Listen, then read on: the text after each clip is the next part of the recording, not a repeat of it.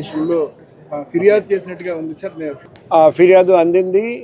ఫిర్యాదు మేరకు మేము నిర్వాహకులు ముగ్గురు మీద కేసు కూడా పెట్టాము. దర్యాప్తు కొనసాగుతుంది. వాళ్ళు చెప్తున్నారు మేము భద్రాచలం చెప్పాము కానీ భద్రాచలం రామాలయం చెప్పలేదని వాళ్ళు డిఫెన్స్ తీసుకుంటున్నారు. అది కూడా వెరిఫై చేస్తాం.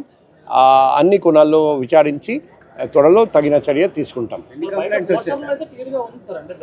అందుకే మేము పోస్టర్స్, బ్యానర్స్, ప్యాంప్లెట్స్, తర్వాత సోషల్ మీడియాలో వైరల్ చేసిన పోస్ట్ అన్నీ వెరిఫై చేస్తాం. ఎందుకంటే ఏదైనా కేసులో ముద్దాయికి కూడా అవకాశం ఇవ్వాలి వాళ్ళ వర్షన్ చెప్పడానికి.